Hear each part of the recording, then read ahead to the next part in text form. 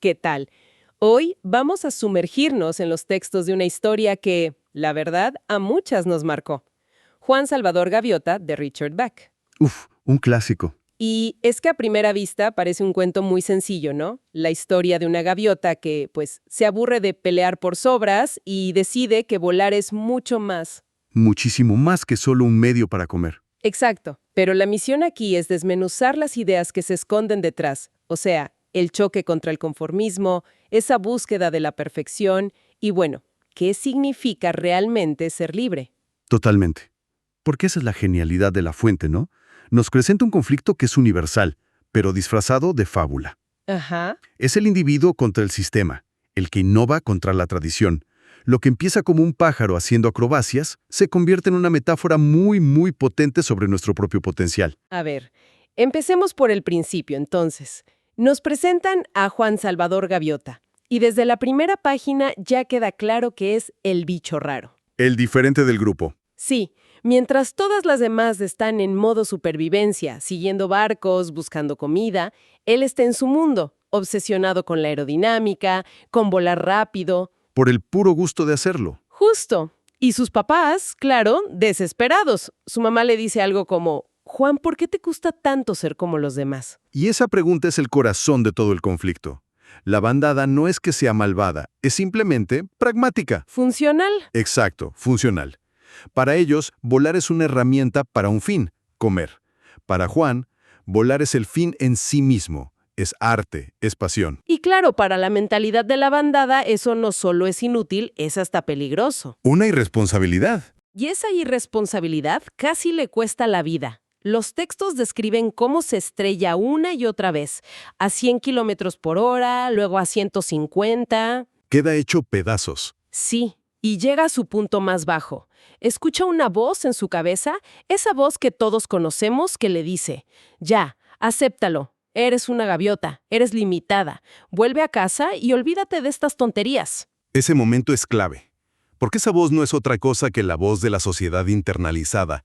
Es la duda, la tentación de volver a lo seguro, a lo conocido. La que te dice, no te arriesgues. Justo.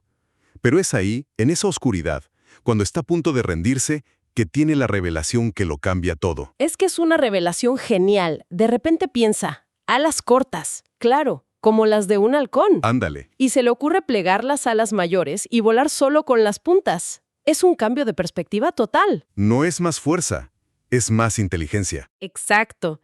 Y con esa técnica destroza todos los récords. Primero, 220 kilómetros por hora. Y luego, más de 300. Una gaviota. La descripción de esa sensación es increíble. Poder puro, alegría. Y ahí está el primer gran aprendizaje de los textos, me parece. La solución no fue aletear más fuerte, fue pensar diferente. Un cambio de paradigma. Totalmente. Esto sugiere que las barreras más grandes que enfrentamos muchas veces no son físicas, son mentales. Rompió, como dirá más adelante, las cadenas de su pensamiento. Lleno de euforia. Regresa con la bandada. Y piensa, les traigo el futuro. Se acabó pelear por migajas. Espera una fiesta, ¿no? Que lo reciban como héroe. Y se topa con pared. Pasa todo lo contrario. Lo llaman al centro, que no es para recibir honores, sí para la humillación. Lo acusan de irresponsabilidad temeraria y de violar la tradición y la dignidad de la bandada. Claro, porque la sociedad se siente amenazada por quien demuestra que sus límites son arbitrarios. El consejo le dice, estamos en este mundo para comer, para mantenernos vivos. Punto. La existencia de Juan y su nuevo propósito ponen en jaque toda esa filosofía. Y por eso la respuesta no es la curiosidad, sino el castigo, el exilio. Lo destierran. Pero lo que para ellos es el peor castigo, para él se convierte en su libertad. En lugar de deprimirse, se da cuenta de que ya no tiene que dar explicaciones. Ahora sí que es su propio laboratorio. Sí, perfecciona sus picadas, aprende a pescar mejor, a dormir en el aire, a volar en la niebla. Y el texto dice algo muy revelador. Al eliminar el aburrimiento, el miedo y la ira de su mente, vivió una vida larga y feliz. Lo que la bandada veía como seguridad era en realidad una prisión de emociones que lo limitaban.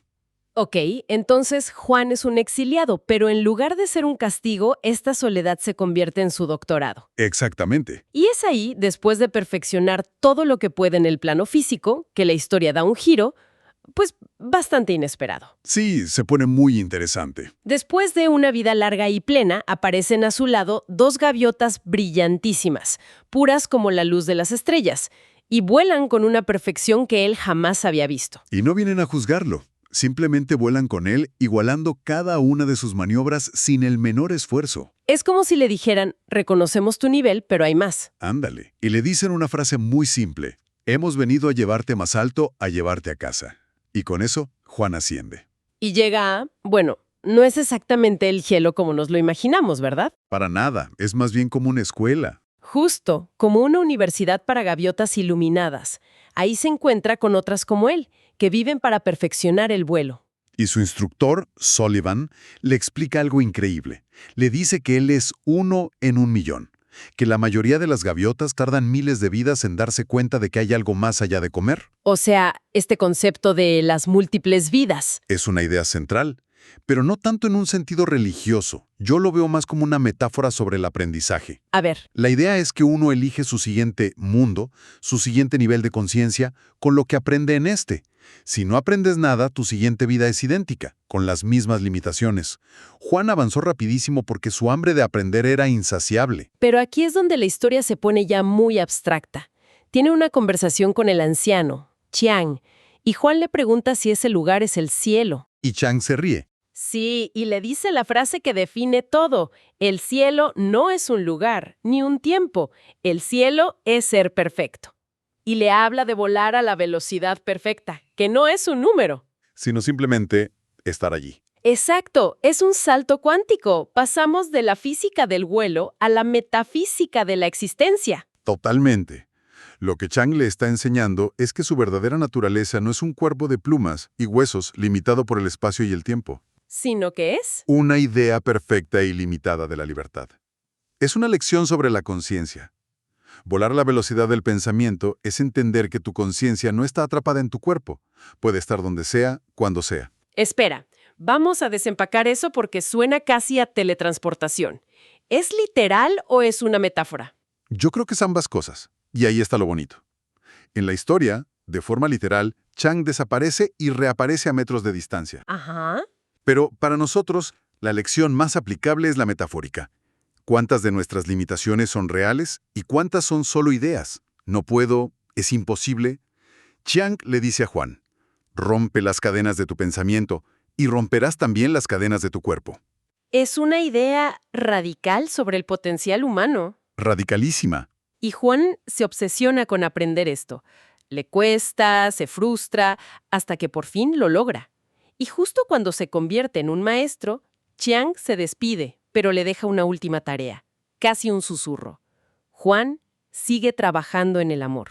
Y esa frasecita, sigue trabajando en el amor, es el motor de todo lo que sigue. Cambia todo, ¿no? Sí, porque hasta este punto, el viaje de Juan había sido hacia adentro. Su propia perfección, su crecimiento. Un camino, si quieres, un poco egoísta. Necesario, pero enfocado en sí mismo. Exacto. Y el amor lo obliga a mirar hacia afuera otra vez. Totalmente. ¿Por qué Sailá lo consume? Piensa en todas las gaviotas en la tierra que, como él, a lo mejor están buscando algo más, pero no tienen a nadie que les enseñe. Quiere volver. Quiere volver. Y Sullivan, su instructor, intenta detenerlo. Le dice, fuiste un exiliado. ¿Por qué volver a donde te rechazaron? La gaviota que vuela más alto es la que ve más lejos.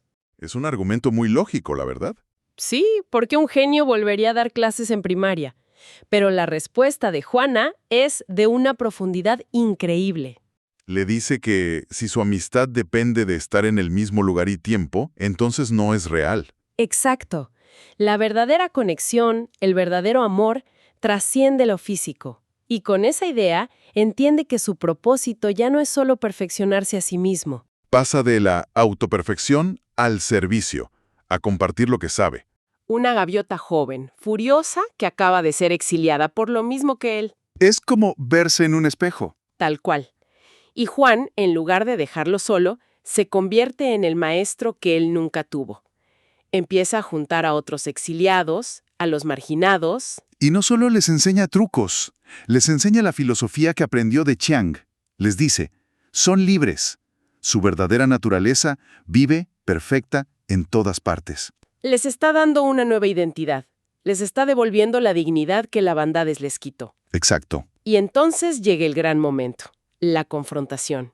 Juan decide que es hora de volver a la bandada, no para pedir perdón. Sino para mostrarles lo que es posible. ¿Sí?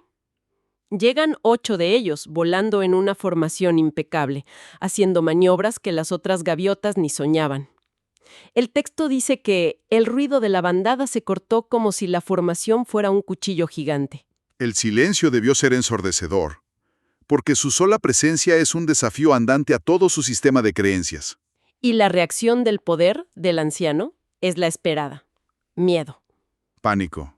La orden es tajante. Ignórenlos. La gaviota que hable con un exiliado se convertirá también en exiliado. Es el mecanismo de defensa de un sistema rígido, ¿no? Si no puedes refutar la evidencia, prohíbe mirarla. Pero ya es tarde. Aunque oficialmente todos les dan la espalda, no pueden evitar mirar de reojo. Sobre todo los más jóvenes. Claro, la curiosidad. Juan y sus estudiantes siguen practicando ahí, a la vista de todos. Es una demostración pacífica pero súper poderosa. Es inevitable. La verdad, una vez que se manifiesta, tiene su propio poder de atracción. Y poco a poco, la curiosidad le gana al miedo. Por la noche, algunas gaviotas se acercan a escondidas para escuchar las lecciones. Y finalmente, un mes después, sucede. Una gaviota, Terence Lowell, cruza la línea en la arena y le pide a Juan aprender a volar. Es la primera grieta en el muro. Sí, la primera. Terence se convierte en un paria, pero también en el primer estudiante que viene de la propia bandada. Exacto. Demuestra que la visión de un solo individuo, por muy rechazada que sea al principio, puede plantar una semilla que con el tiempo florece. El viaje de Juan Salvador Gaviota cierra así un círculo perfecto. Pasa de ser un estudiante solitario a un maestro que trasciende la realidad. Y finalmente regresa, por amor, para convertirse en un guía. Nos muestra que una sola visión, si es lo suficientemente fuerte y persistente, puede de verdad empezar a cambiar el mundo. Y los textos nos dejan con una reflexión final que resuena muchísimo, ¿no? Sí, una pregunta muy poderosa. En un punto, uno de los nuevos estudiantes pregunta si, para seguir a Juan, tienen que romper la ley de la bandada. Y esa pregunta nos la lanza directamente a nosotros. ¿Cuáles son nuestras leyes de la bandada? Esas reglas no escritas, sociales, familiares, profesionales, que seguimos sin cuestionar. ¿Y qué pasaría si nos atreviéramos a escuchar esa voz interior que, como a Juan, nos dice que quizá la vida no se trata solo de sobrevivir? Sino de descubrir la belleza y la perfección en aquello que amamos hacer. Vaya pregunta para quedarse pensando.